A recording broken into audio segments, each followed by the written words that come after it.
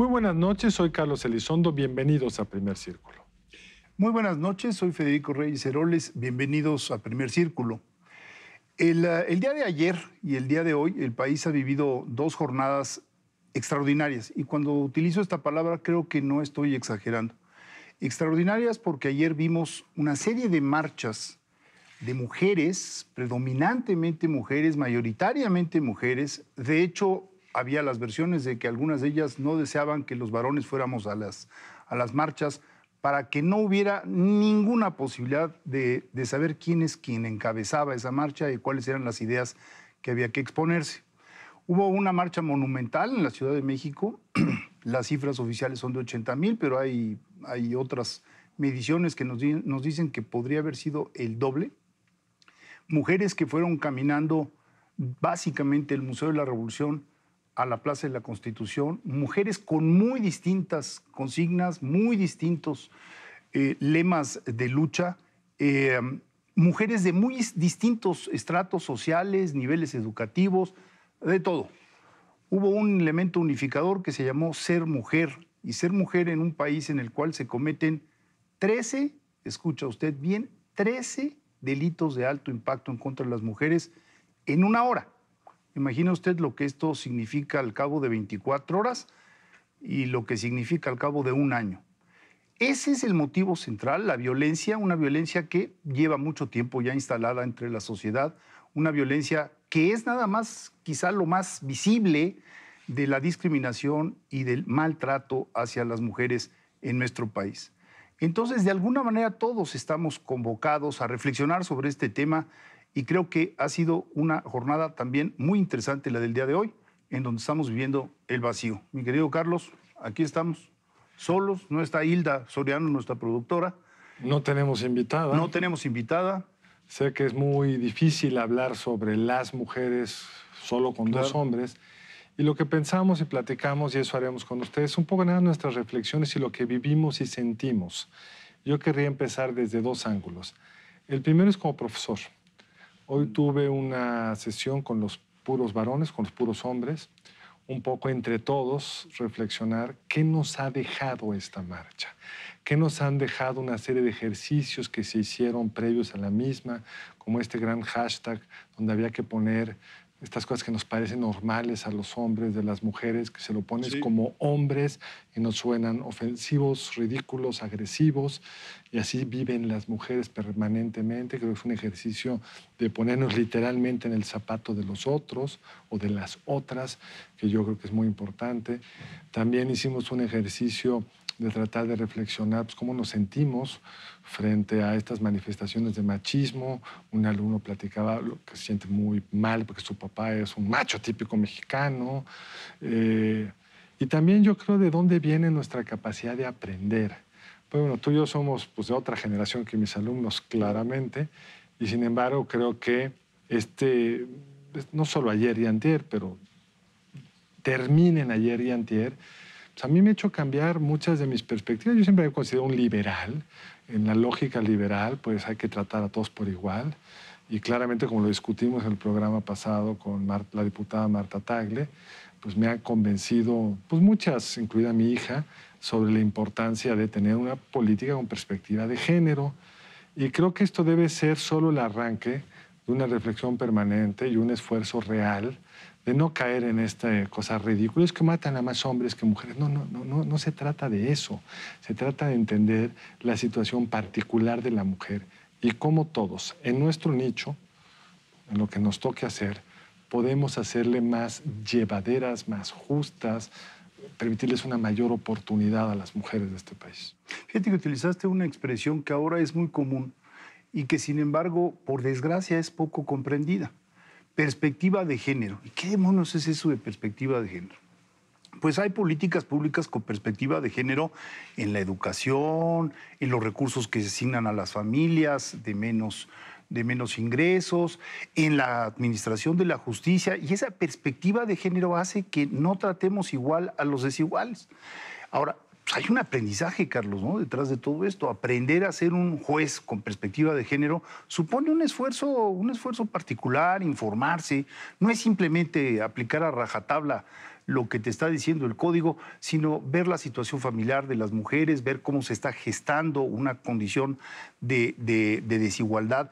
Y yo creo que esa ha sido la gran lección. Perspectiva de género en todo, ¿no? Pero lo que sorprende es que yo me imaginaba, yo acompañé a mi esposa, hija, hijastra, que fueran a la marcha, pero yo no me presenté por lo que tú decías, yo creo que era una marcha para ellas, pero caminé, vi, y pensaba yo, ¿te imaginas, se imaginan lo que hubiera sido para el país, para bien para el país, si la marcha le hubieran encabezado la jefa de gobierno, la secretaria de Gobernación y la esposa del presidente?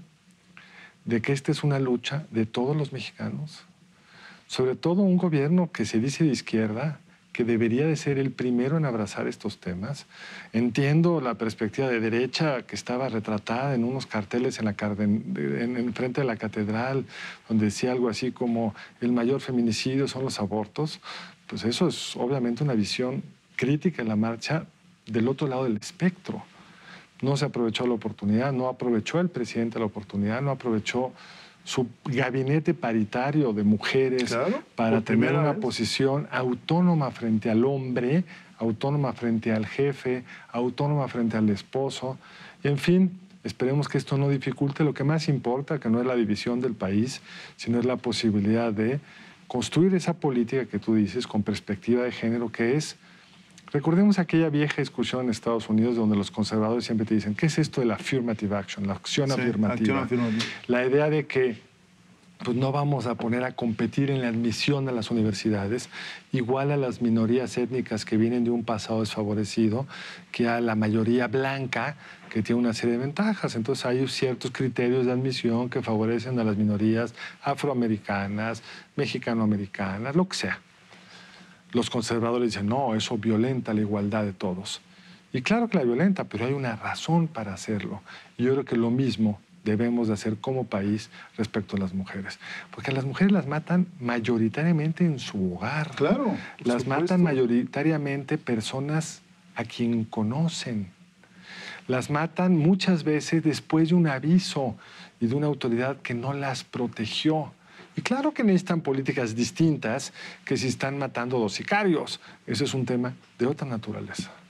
Sí, en este programa lo hemos tratado ya en las últimas semanas y hay algo en lo cual tú has insistido que a mí me parece muy importante, que son estas capacidades por parte del Estado mexicano para reforzar una política de género o políticas de género.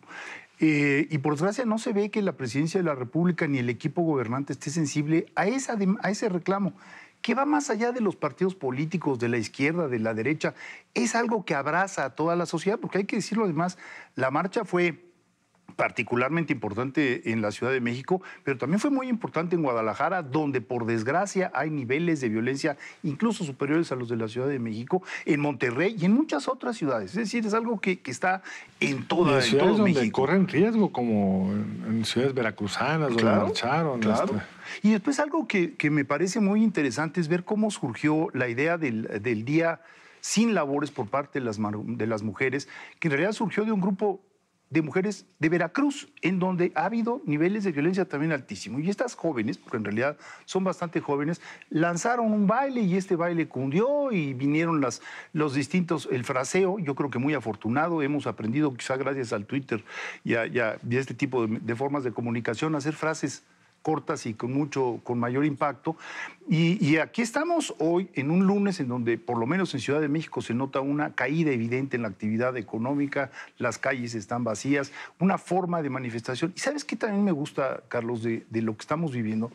Que nos lleva a reflexionar sobre una cultura machista que está instalada en los hogares de nuestro país y una cultura machista que viene pues, de nuestros abuelos, de nuestros padres, de nuestros amigos, de los colegas en el trabajo que lanzan leperada y media en contra de las mujeres sin darse cuenta de lo que esto supone, que maltratan a las mujeres con sus palabras, que son insensibles de nuevo a un código de la diferencia. Estoy pensando en los choferes de autobús que no cuidan, no respetan a los ni pasajeros. Hay que ir tan lejos. A ver, ¿cuántas cenas hemos estado tú y yo donde sobre todo hablan los hombres? Sí, claro. Y que las mujeres no se sienten cómodas para hablar. porque tendemos a arrebatarles la palabra, tendemos a hablar más fuerte, tendemos a hablar de cosas más, digamos, de nuestro ámbito profesional, que no necesariamente algunas mujeres que no están en este ámbito profesional van a entender. No somos incluyentes ni en nuestras cenas. Deja tú el chofer del pecero, lo que sea. Entonces tenemos mucho que aprender, pero también me parece, Federico, que no puedo decir mucho más allá sin una mujer.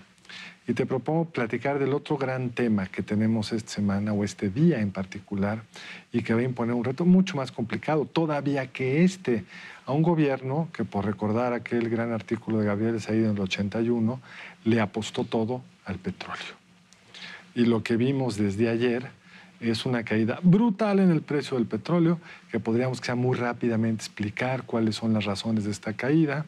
Si estamos en un contexto de caída de la demanda por el coronavirus, el país que más importa es China, y entonces esa caída en la demanda pues, llevó a una caída en el precio, y los acuerdos entre, sobre todo, Arabia Saudita y Rusia, los dos grandes productores, además de Estados Unidos, del mundo, pues no se pusieron de acuerdo en cómo tenían que recortar cada uno de ellos la oferta de petróleo, dada la caída en la demanda, para poder mantener este precio, regresarlo a los niveles de hace algunos meses. Se rompió la relación.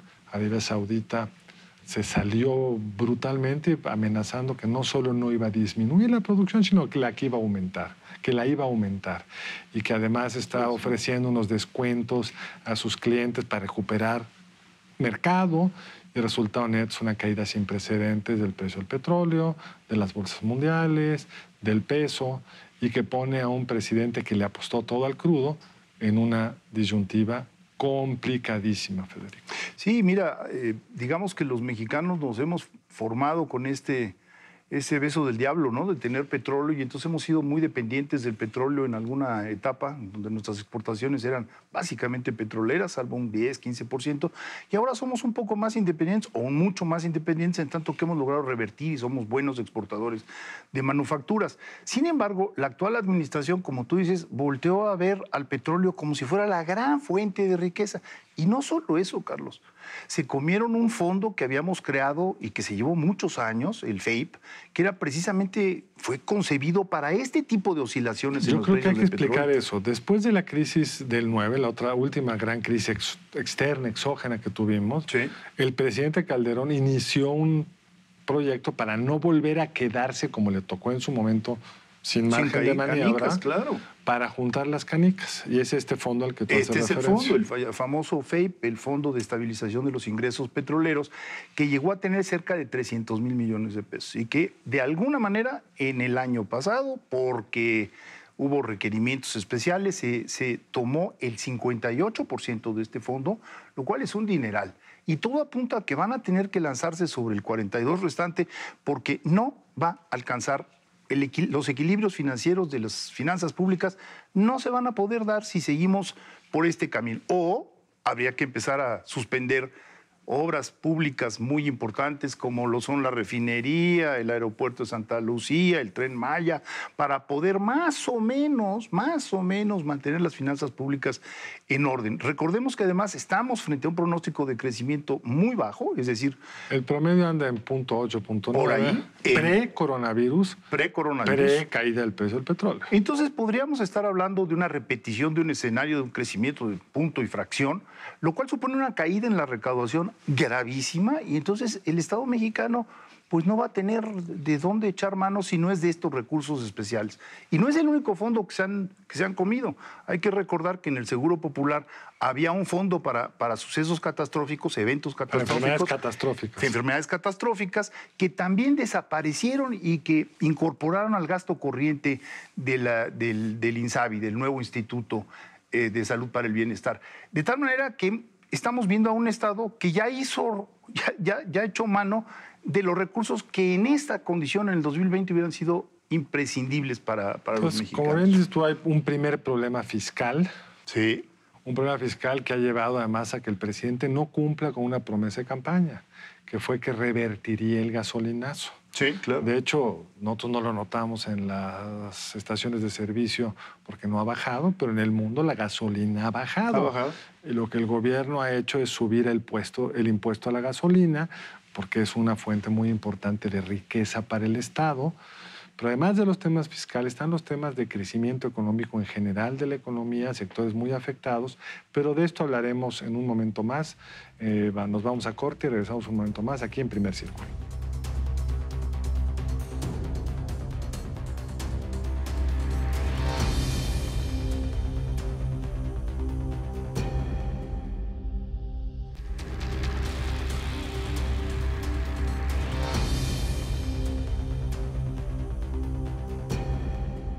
Estamos de regreso en Primer Círculo, estamos discutiendo las implicaciones de la caída en el precio del petróleo. Hablamos ya un poco de la parte fiscal, impone retos a la administración pública muy importante, pero digamos, lo que va a subyacer a todo esto, creo yo, es una atonía en el crecimiento. Por un lado hay lo que llaman los técnicos un shock de oferta, es decir, hay ciertos productos que no se van a poder producir por las implicaciones del coronavirus, mismo que no ha llegado con toda su fuerza a México y esperemos que no llegue. No está de más recordar que en Estados Unidos están empezando a suspender escuelas, suspender reuniones de más de cierto número de gente, ser aún más estrictos con los vuelos cuales prohíben llegar o los miran con lupa, los que llegan de ciertas zonas, que están muchas de las empresas ya en Nueva York y otras ciudades grandes, invitando a los trabajadores que así pueden hacerlo, trabajen desde casa, en fin. Hay todavía un tema muy complicado que a veces me da la impresión que estamos viviendo como cuando sabes que viene un huracán y pues, todavía no llega, ojalá que se desvíe, pero puede llegar el huracán. Pero aún sin huracán, el simple hecho que en el mundo hay una crisis de coronavirus, pues va a afectar al sector turismo, al sector de aerotransporte y a muchos otros sectores conexos. Y bueno, en esa lectura global, bueno, qué bueno que estamos globalizados, pero ahora resulta que muchas partes de la industria automotriz son importadas de China, lo cual supone que va a haber un vacío, tanto en Estados Unidos como en otros países como México, en donde pues, no vamos a poder sacar los automóviles pues, porque no llegó cierta parte del automóvil porque China está parada. Y ahora nos estamos dando cuenta de qué tan interconectados estamos en más de un sentido. ¿Se puede remediar esto? Pues no en el corto plazo. Ahora, habrá quien te diga, pues es también una espléndida oportunidad para que las autopartes las fabriquemos aquí y las podamos exportar a Estados Unidos. Yo no sé si nos dé tiempo de implementar tan rápido cadenas de producción de autopartes, pero lo que sí me queda claro es que tendríamos otro motivo de preocupación de bajo crecimiento que se suma a todo lo que estamos viendo, ¿no? Tienes razón, aunque sí subrayaría la oportunidad. Hoy hablaba con un amigo mío que se dedica a hacer textiles y dice que está habiendo una demanda mayor de textiles de quienes tradicionalmente se ha surtido en China y que ya se dieron cuenta que poner todos los huevos en la misma canasta pues tiene riesgos importantes a la hora del suministro. Entonces, sí hay oportunidades que podríamos aprovechar, aunque se requieren acciones que el gobierno no sé si vaya a tomar. Por ejemplo, me contaba este amigo, es un conocido en la industria, que uno de los temas que más lo saca de competitividad es el precio de electricidad. Y las medidas que ha tomado además el gobierno de romper con la lógica de la reforma energética, de dificultar todas las energías no renovables, que se habían logrado subastar a unos precios ridículamente bajos, pues está incrementando la presión de precio para que los industriales, los que consumimos en el hogar, no nos damos cuenta porque hay un gran subsidio público al grueso de los consumidores hogareños, digamos, domésticos. Entonces yo creo que ahí hay una serie de acciones que el gobierno debería tomar. No ha habido hasta ahora ninguna acción clara y contundente de este gobierno. Incluso se anunciaba que es un tema que se ha venido pateando hacia adelante, que iba a venir el gran anuncio de las inversiones en energía y en particular hidrocarburos. Con esta crisis del precio del petróleo, muchas de esas inversiones, aunque las quisieras hacer, no se van a hacer. No, y después a mí también me preocupa pues un indicador que es portador de futuro, que es la caída en la inversión física bruta que tuvo una caída de 2 dígitos anunciada hace unos cuantos días. ¿Qué quiere decir esto? Que la gente está, para ponerlo en términos muy llanos, los empresarios no están comprando maquinaria que necesitamos para poder crecer. Tú puedes ver la inversión extranjera directa y las cifras no son tan graves, pero eso no son fierros, estos son fierros. Y los fierros tienen además, nos dejan ver que no creceremos dentro de 3 meses, porque es un... O más, porque son proyectos de largo aliento. De largo aliento. Entonces, eso me preocupa porque quiere decir que no se ha logrado restañar la relación de confianza de la que tanto se habla. Es importante que recuperen la confianza. Bueno, pues la desconfianza está retratada en esa caída de la inversión fija bruta, que es dramática. Entonces, yo no veo por dónde se va a generar un impulso a la economía, porque también el gasto público, por importante que sea, pues no va a poder tener un crecimiento y es una parte muy menor de la economía, ¿no? Mira, tienes razón que no se ve fácil. Yo creo que hay medidas que podría hacer este gobierno, pero dudo que lo haga. Podría anunciar, sabiendo que no es el momento exacto para hacerlo, que se reabren las licitaciones, planear bien para que en el momento que los precios reboten, tenderán a rebotar en no sé cuántos meses, 6, 12, lo que sea, se puedan empezar a planear inversiones de ese tipo. Hay algunos proyectos atorados por problemas regulatorios, podrían ayudar a desatorarlos para que esa inversión empiece a fluir.